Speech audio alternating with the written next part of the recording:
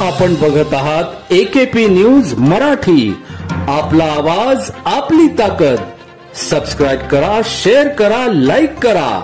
AKP news Marathi.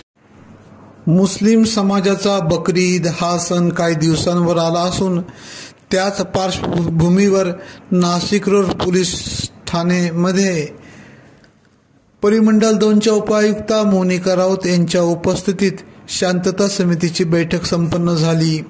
यावेळी Nashik road police Thane हद्दीतील बहुसंख्य मुस्लिम बांधव उपस्थित होते।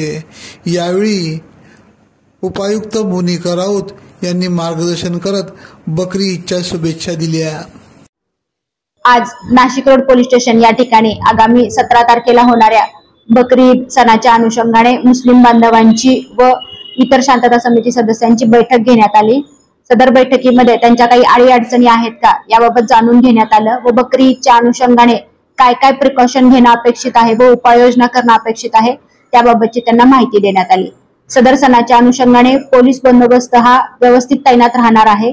तरी या प्लॅटफॉर्मच्या आधारे मी सर्वांना सांगते की कुणीही या ठिकाणी अफवांवर विश्वास ठेवू नका, अफवा पसरवू नका आणि सोशल मीडियाच्या आधारे कुणी जर पोस्ट व्हायरल करत असेल किंवा दोन समाजामध्ये तेढ निर्माण करण्याचा प्रयत्न करत असेल तर तात्काळ पोलिसांना त्याबाबतची माहिती द्या, म्हणजे पोलीस त्यामध्ये इंटरव्हीन करून पुढील कारवाई या ठिकाणी करतील। मी नाशिक शहर पोलीसच्या वतीने सर्वांना बकरी ईदच्या शुभेच्छा देते। AKP न्यूज साठी ब्युरो चीफ अनवर खान पठाण, नाशिक।